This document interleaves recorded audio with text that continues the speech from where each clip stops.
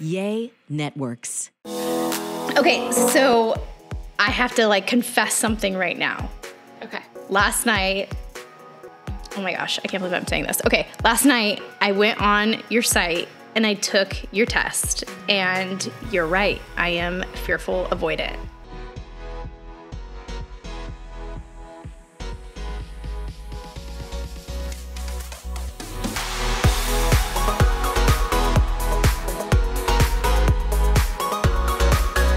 Hello, everybody. Welcome back to the Happily Ever Amber podcast. I am your host, Amber. Okay, so today we have a very special guest. Thais Gibson with the Personal Development School is here with us, and we are going to talk about all things attachment theory.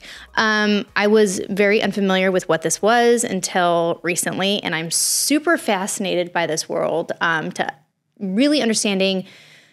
I don't know. It gives us a chance to understand who we are as people and how we relate to ourselves, heal our inner child trauma, and how we operate in the world with our loved ones and friends and family around us. So, if you are looking to improve yourself and really dive in deep, or curious about how you are affecting your children, this is the right place. So, let's get started. Well, thank you so much for coming on the podcast, Thais. I'm super excited to have this conversation. I'm so interested to dive in because this is a new topic that I don't really know much about, and I can't wait to just dive into all things attachment style. And by the way, that I love it's not like disorder or anything crazy where it makes you feel shitty about yourself. It's just a style, and we all have our own style. And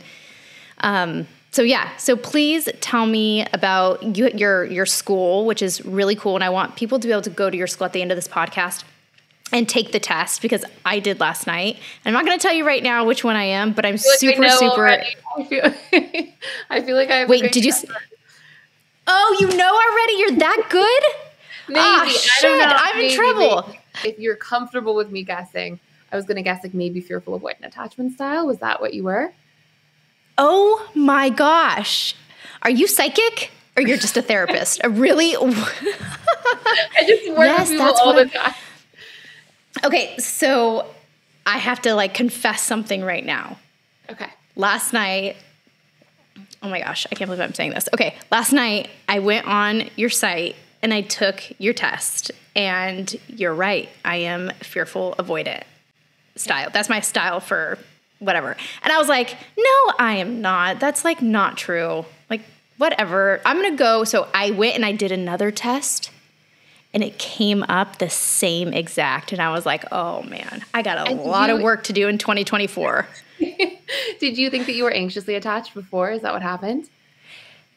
I thought I was anxious. Yeah, anxiously attached for sure. And I think maybe and I would love to figure this out with you, or have you educate me and the audience. Maybe it's not so on the nose about being anxious, because I typically am an anxious person. I mean, I take medication because my anxiety is through the roof. But it doesn't seem like it goes, it's a little misconception of what it actually is, potentially. Yes, anxious attachment style is not that you're just anxious. It's that I can actually go through and talk about through the 4 different attachment styles and how they form, and then maybe we can circle too. Yes. Because a lot of people really early on think this actually happened to me too when I was starting my whole attachment style journey. I was fearful avoidant. I thought that I was going to be anxiously attached, because you feel the anxious side more. That's really noticeable. But the places where in fearful avoidant you deactivate are a little bit more subtle. So we'll talk all about that. But I'll start, I guess, for anybody who's listening and who's newer, who just is what are attachment styles? We can sort of go through the background and history. So there's 4 attachment styles. I think one of the biggest sort of important components to recognize is that every single person has an attachment style. So it's really affecting everybody. And I like to think of our attachment styles sort of being our subconscious set of rules that we learn about love. So it's the way that we are programmed to think of love in terms of our expectations, in terms of our needs, in terms of our big fears about the bad things that could happen as we attach or fall in love, things like being abandoned or being betrayed or being trapped. So, we have all these different sort of subconscious ideas or programmed ideas about how we expect love and relationships to go. And they are different based on your attachment style. So The first attachment style is the secure attachment style. It's the one that is the secure one. All three other ones are insecure. And so the secure attachment style basically forms because children grow up in a household where there's like a lot of healthy modeling about love. So things like if you cry as a little child, your caregiver comes towards you and tries to soothe you. So you get these conditioned ideas at an early age, like, oh, my emotions are safe to express to somebody, and somebody's going to come towards me and take care of me when I express my emotions.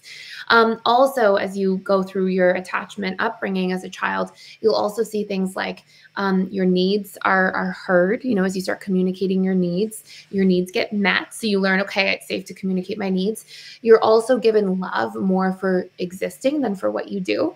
So you also learn, I'm confident, there's a sense of confidence in feeling worthy just because of who you are and because you exist, not that you have to earn your worth from everything all the time by overcompensating. It's not like you get parents who are constantly saying, oh, you got a B, but you should have gotten an A. Generally securely attached children, they get a lot of love just for doing their best. I saw that you tried really hard. So there's just a lot of healthy trust building in relationships, a lot of healthy emotional sharing and connection. It's safe to be vulnerable. It's safe to rely on people. So securely attached individuals grow up, and because a lot of these different patterns they learn about love, they obviously statistically do the best in relationships. So that's sort of the first attachment style.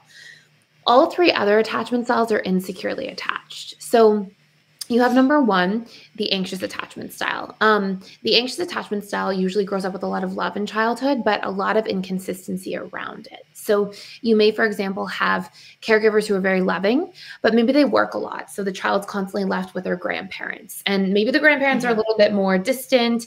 So it's sort of like this programming of love is there, and then love is taken away, and then love is there, and then love is taken away. And a lot of that consistency, what it does is it programs or conditions us to think, I'm always going to be abandoned. And so the anxious attachment style grows up, and they deeply fear being abandoned by other people. They fear spending time alone.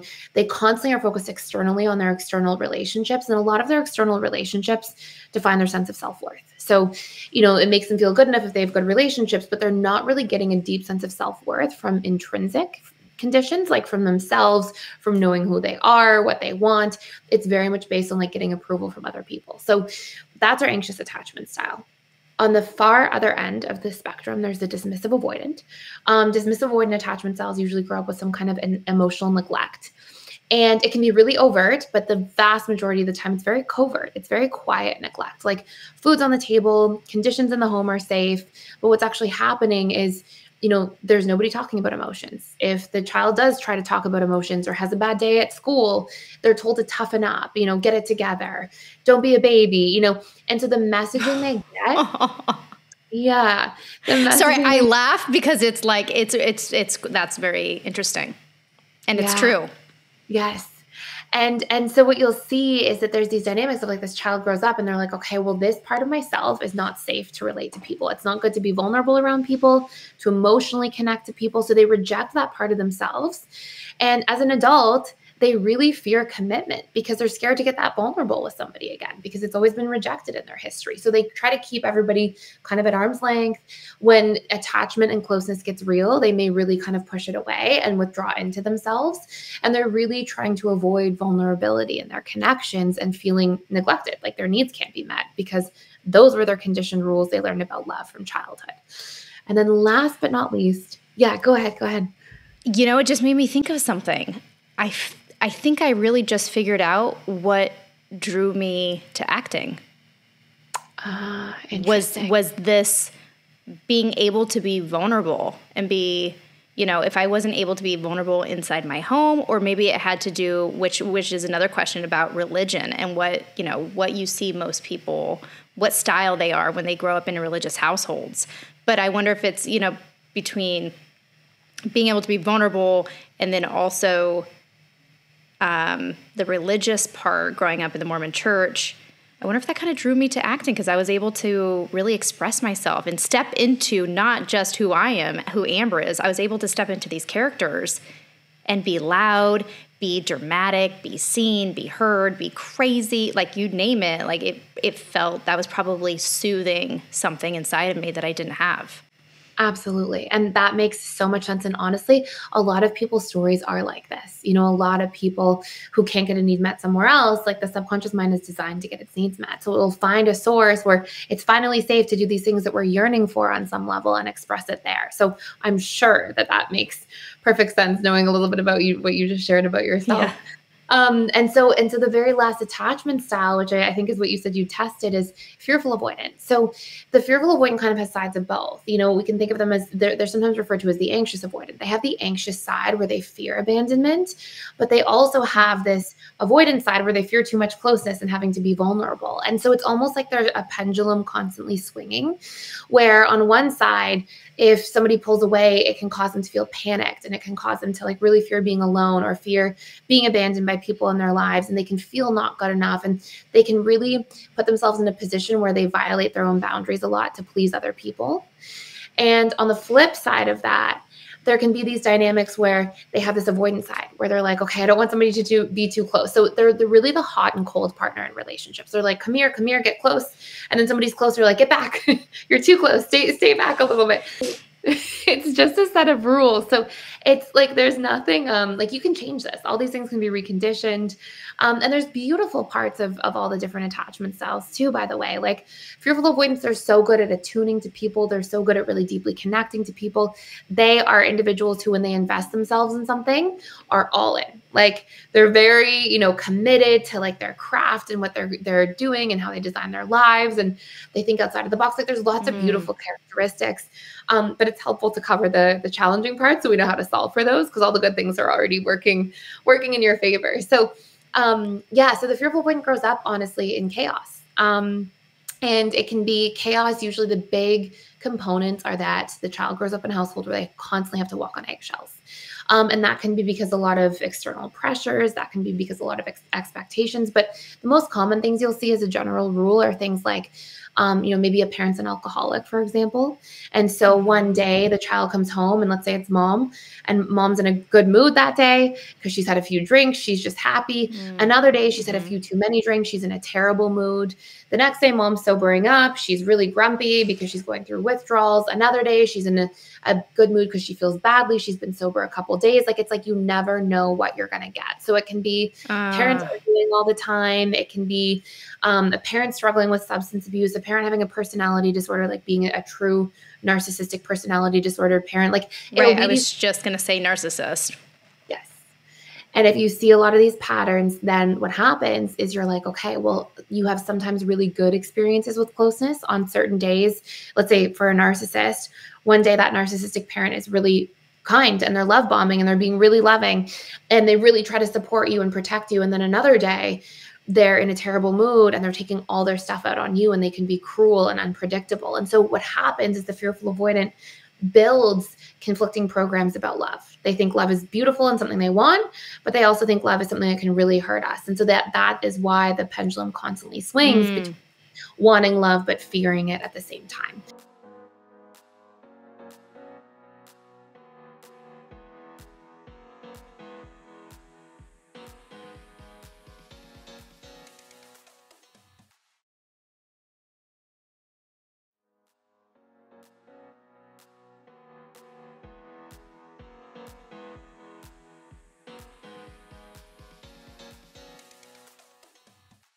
And that's sort of like the fearful avoidant in a nutshell.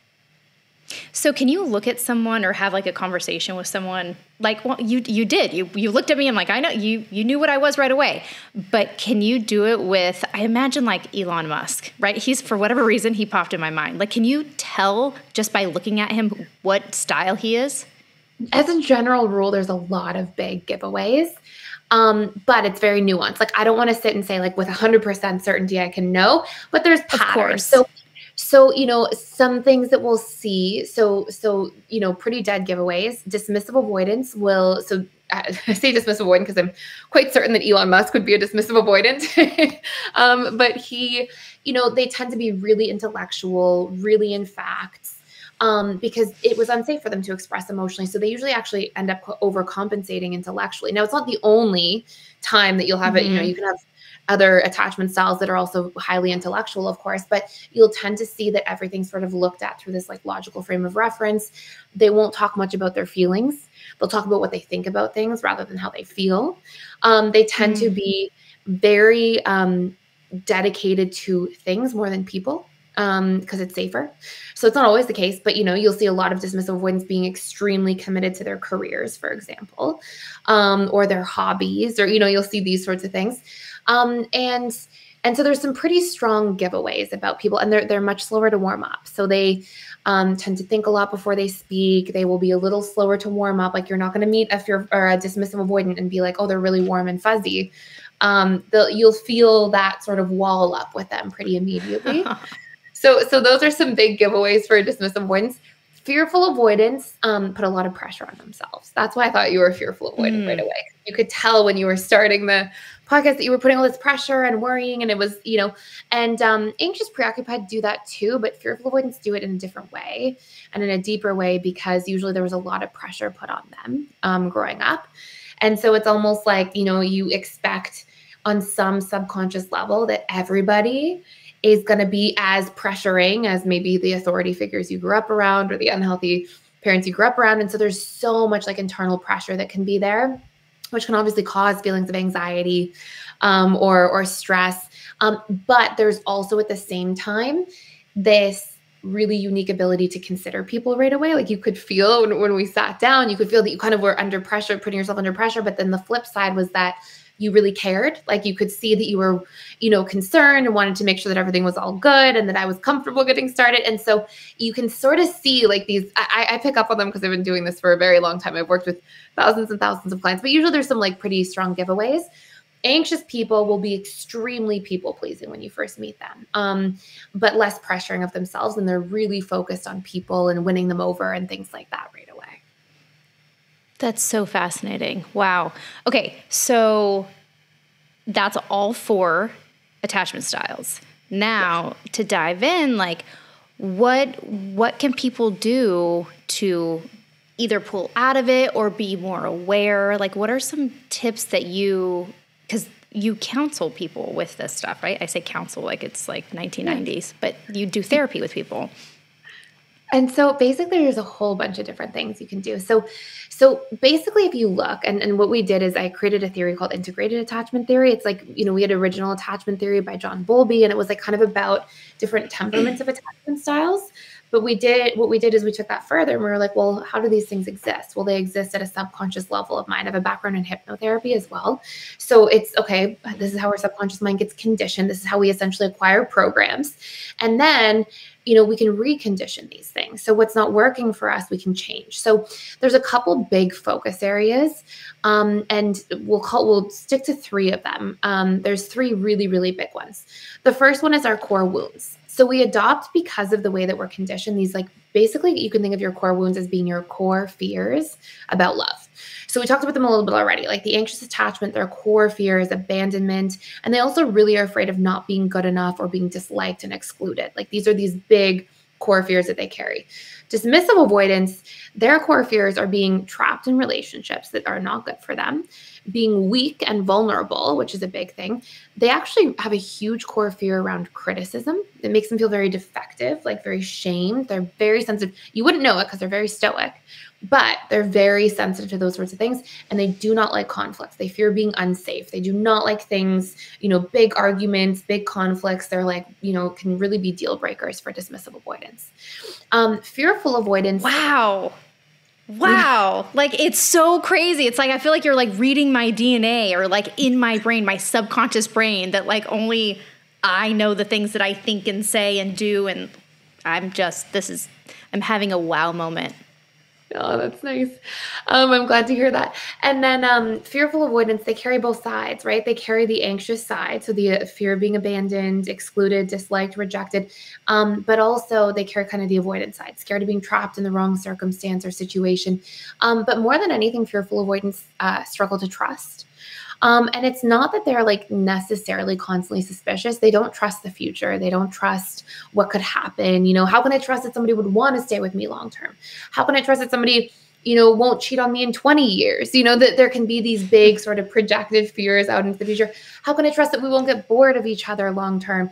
So there'll be these big things that they're carrying around trust. And honestly, it's because their conditioning was that they couldn't trust the world, right? Your caregivers sort of form your worldview. Your relationship to them become what you expect of all people on some level. So if trust was constantly broken or there's constantly chaos, we kind of project that out into the world and think like, there will always be chaos in my external world, or there will always be situations where trust could be broken. And that can be the part that becomes really problematic. Okay, so we were talking about tips, right? The different types of techniques that we could use to improve our styles or to help us get out or to recognize our styles on a daily basis. Exactly. So one of the big first things is to really realize what those core wounds are, like understanding these big core fears that we're carrying and understanding that somebody, for example, who's securely attached, they're not really carrying these fears in particular, right? Just like, somebody may get into a car every day and on some level, they might be like, well, of course, there's a possibility that I get into a car accident, but they're not living in that fear. They're not driving thinking, oh my gosh, this could happen. So that's sort of the analogy I would give for a securely attached person. Like, sure, I could be abandoned. It's a possibility. The possibility exists, or I could be in the wrong relationship and find that out one day. It's a possibility, but they're not living their daily life thinking that, feeling that, fearing that. So that's sort of how the securely attached person operates. Whereas the insecurely attached styles, they really live in those fears in a big way. And so that's, one of the big differentiators. And what we have to do is what we have to realize is that when it comes to those core fears, one of the biggest things that happens and the reason those fears are still alive are because we enact those things in the relationship to ourselves on a daily basis.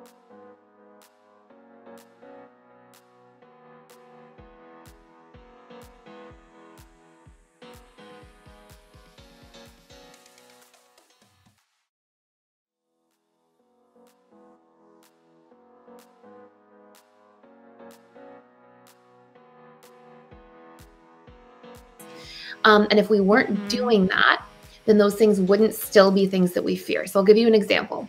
The anxious attachment, they constantly fear abandonment, but they are also the biggest style who constantly abandons themselves. Okay. The fearful avoidant, they really fear betrayal, but they constantly betray their own feelings and needs in favor of pleasing other people. Or fearful avoidants also try to earn their worth constantly, right? And so these things that we were conditioned to fear are actually about the relationship we have to ourselves. And we're still operating in a way where we reenact these things. Dismissive avoidance, they get emotionally neglected growing up. They become the biggest neglectors of their own emotions. So these huge fears that we are carrying, we are essentially, we're doing these things to ourselves first because we were conditioned this way. And then we project them out onto other people and fear them, and they create dysfunction in our relationships. So one of the biggest first things we can do to recondition these fears is we can actually stop doing these things in the relationship to ourselves. So for example, if you are fearful avoidant, you might make a list of all the ways that you betray yourself. And I'm curious, just if you're comfortable sharing, do you notice of course. You betray yourself? How do I betray myself? Not saying what I really mean or not speaking the truth. I think that's probably a big one. And I think that's a fear of what others might think of me, right? If I did speak my truth. Yes. And so you betray your truth in favor of people pleasing, basically. Yeah, but you know what's so funny? I was just sharing this with someone the other day. As I've gotten older, I'm starting to not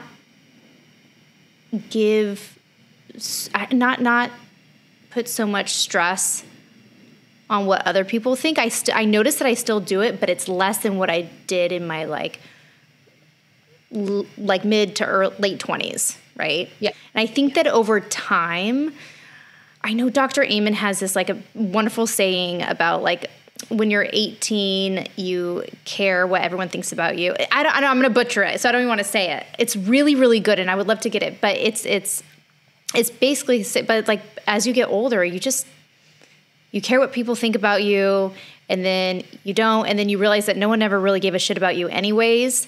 And I think that kind of like happens as you get older. You just don't have the tolerance, and I think I'm entering that stage, and I think I'm at a really pivoting point in my life and it feels good. It feels good to enter that new space. That's beautiful. And so you would look through, like, working on that more and more, intentionally expanding that would be really healing, right? If you find that there's places you betray your truth or put your, other really big forms of betrayal would be things like putting your needs on a back burner to make sure everybody else's needs are taken care of rather than trying to consider yourself equally to others. Or being congruent in the relationship to yourself, making yourself a promise or committing to something, but then kind of just not following through. Like all these ways that we betray ourselves, those are things that as we heal them, we actually heal the relationship to those fears. When we're not doing them, we're not so afraid of everybody else doing them. Or if you see an anxious, preoccupied style, right? If anxious, attached individuals stop abandoning themselves all the time, their own feelings, their own, they're constantly like leaving themselves alone. They never want to spend time alone. They're scared to really be with themselves, to sit with themselves. As they work through that and they stop this like chronic cycle of self-abandonment, they feel more comfortable being on their own. So they're less afraid if people abandon them.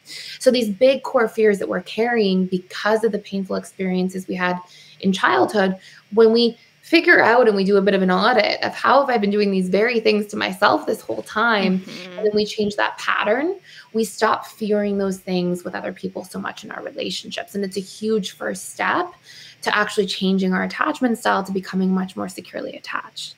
Does that make sense so far? It does. It does. It's interesting because I think about, when I was married, and I was married very young, and you think about the choices that I made and why I got married, why I eloped, and that relationship, right? And how that dynamic was. I was a fearful avoidant going into a very unhealthy relationship, and I think that that's why it's so important to really know yourself before you dive into a relationship. And it sounds so easy to say on the surface, but I think kids don't realize, which is so nice because I feel like this younger generation, like the Gen Zs, like they're not rushing down the aisle. Like they're really taking their time, which is great. But like I imagine people, maybe in religious backgrounds that it's tradition to get married so young. Like they're just babies. They don't know themselves and they have to heal these, childhood wounds, and not to talk ill of parents or bash how people, everyone's just doing the best they can, especially in the, certain circumstances, right? And maybe parents don't know that they're projecting these things onto their children. So it's our job, to really take that time to get to know ourselves and to do the work. 100%. And the really interesting part beyond that, honestly, is that when you are a child and these are your wounds and this is what's comfortable, there's three major factors that drive attraction in relationships. The first thing is we are attracted to people who meet our deeply unmet needs. Okay, so if you felt, for example, really unseen as a child and somebody comes along and they're really present with you and make you feel really seen, part of your subconscious mind, because it's been starving for this need, is going to light up, right? It's going to go, oh my gosh, I feel so seen. And we're going to keep moving towards that person really as a subconscious strategy to get closer to that need that's deeply unmet. So that's a big feature of attraction. Trait variety is a big feature of attraction. If somebody expresses repressed traits from you. So as an example of some, thousands of years ago, if two people are out trying to survive in the wild and somebody pairs up that's really smart with somebody who's really strong, they have a better chance at surviving together. So we're actually biologically attracted to people who, maybe if you repressed assertiveness as a trait, somebody's very assertive, you may feel really connected to that. You might infatuate with that in somebody. But the number 3 thing is actually the most impactful driver of attraction. And it is if somebody represents your subconscious comfort zone in terms of what you came to expect about love. So if you grew up, for example, with a really unhealthy set of parents, just say in theory, right? And let's say they're really chaotic and let's say they're narcissistic. Well, on some level, as an adult, if you haven't healed from those wounds and you haven't moved through those things, there's a pretty decent chance that you're going to be the one attracted to a narcissist in your relationships later on, because something about it, your subconscious mind is wired for survival. So something about it, your conscious mind might be like, they're very cruel, they're critical, this isn't good. But your subconscious mind is going to say, but this feels familiar, so we like it. And if anybody has ever had the experience of their conscious mind intending one thing, anxious attachment styles can relate a lot to this. If an anxious attachment style is like, I had this client once and she was anxious and she would tell me these stories about how she would put her phone in the other room and turn it off just so she wouldn't keep calling somebody that she was dating if she hadn't heard from them. And, and then she was like, and then eventually I would just do it anyways. Your conscious mind says, don't keep calling them, take time, take space, give it a second. But your subconscious mind will always win the battle over your conscious mind. Your conscious cannot outwill or overpower your subconscious. So it's the experience we have when we procrastinate. We're like, I'm going to sit down and do work. Your subconscious is like, no, we're going to do something else. And that war, that friction you feel between those seeming two parts of yourself are actually depicting the difference between conscious versus subconscious mind. So, we have this component where a lot of people who end up in unhealthy relationships first go, I can tell they're not healthy. There's something wrong here. They see the red flags, they notice them, but they invest in the person anyways. And a lot of times what's actually happening is it's because your subconscious mind is like, well, this is really familiar, so I'm really attracted to it. And even though your conscious mind knows better, knows this person is wrong for you, keep going back, keep investing in that type of person anyways, because it's such a driver of what actually creates attraction long term.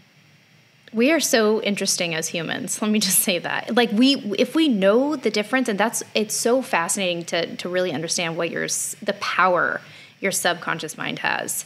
And we still make the same choices. And I'm sitting here thinking like, all right, how am I screwing up my kids?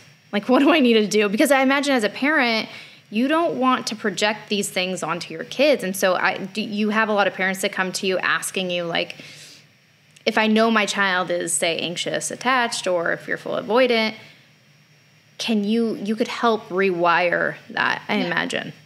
Absolutely. That's like the big focus of all the work that I do. So, and we've seen tens of thousands of people come through our programs and become securely attached. Like I think it sounds like a huge deal, but it's not even that long of a process to commit to really change things. So the first part is like really going through core wounds. Like, what are these big core fears?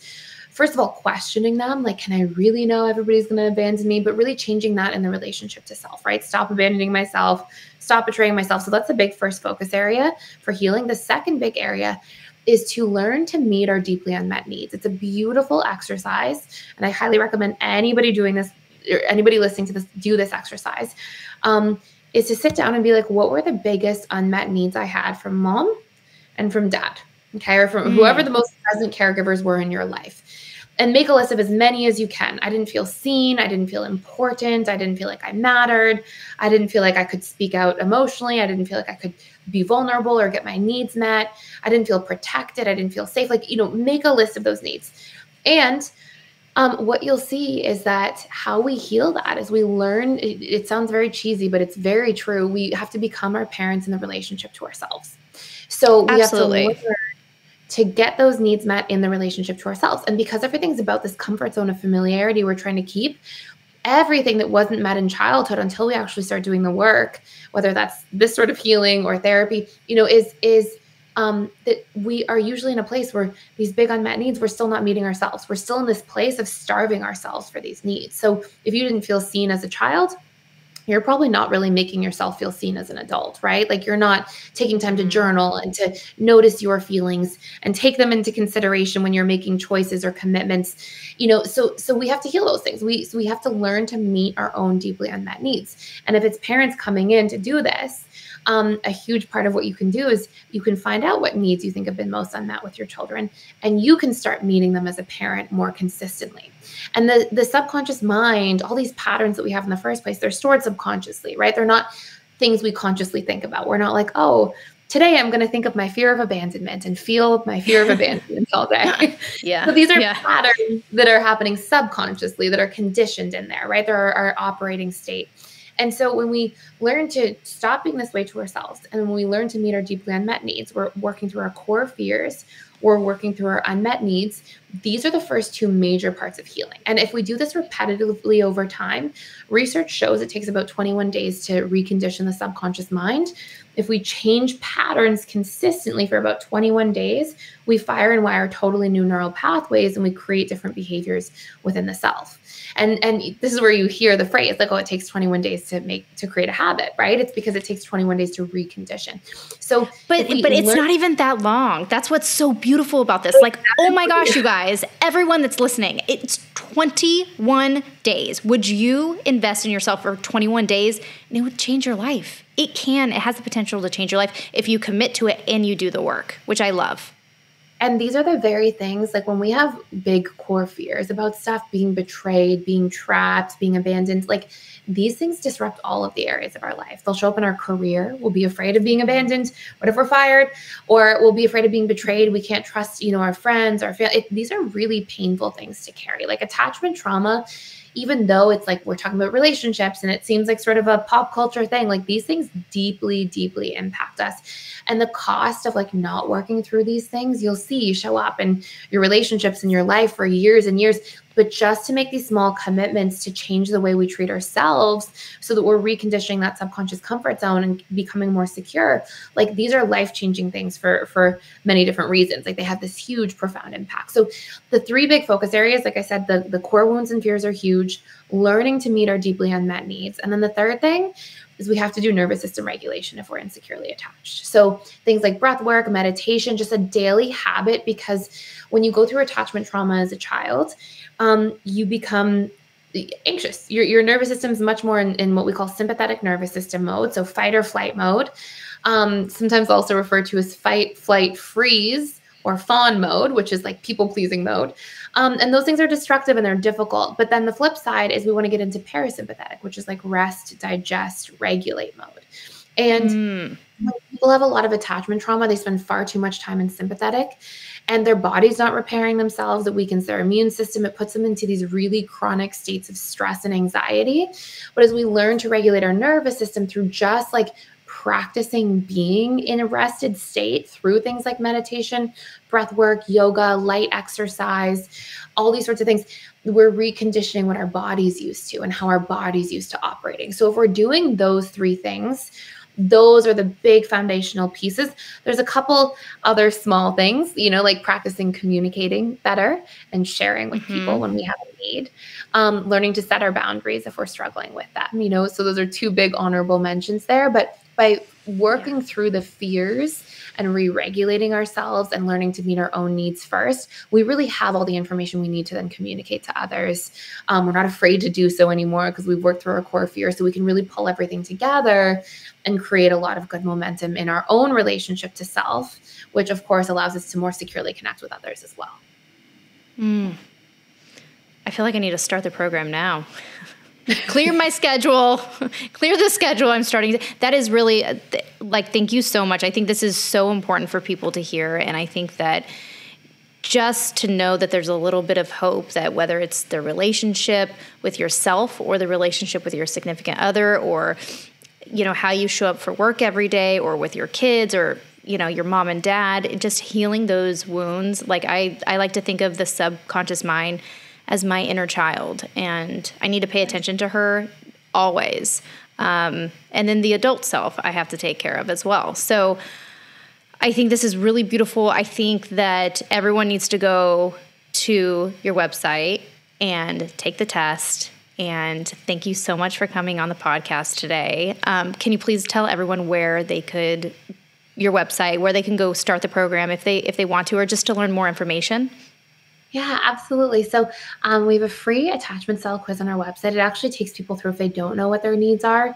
Based on your output, you'll get a little report emailed to you, and it tells you your big core fears, your unmet needs, how you're going to show up with boundaries, how you regulate. It gives you like a report on your style in a lot of detail.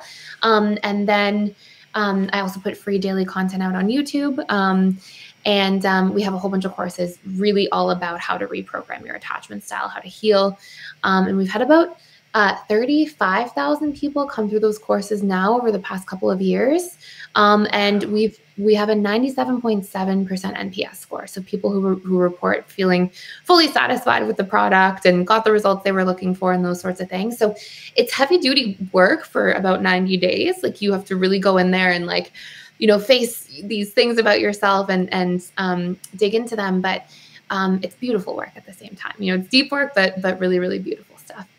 Yeah, it's worth. You have to invest in yourself. It's a good investment for sure. And for socials, can you tell everyone your Instagram handle so they can go and follow you? It's personal development _school.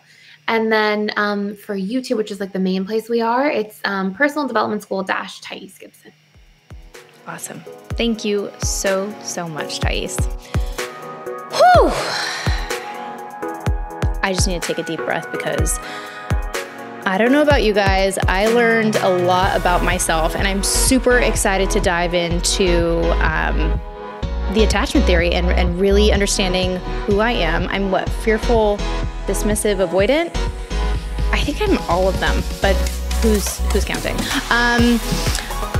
I hope you guys really enjoyed this episode as much as I did, and I really encourage you all to go to thepersonaldevelopmentschool.com, take the free quiz, just start there, and I'm just happy to be here on this journey with you guys. Please feel free to share this episode, send it out to your friends and loved ones, and just let them know you can listen to wherever you get your podcast. And don't forget, we're on YouTube, so there you have it. And I'll leave all of the links to her website, Thais' website, and all her socials so you guys can go check her out and dive into your attachment style. Okay, bye.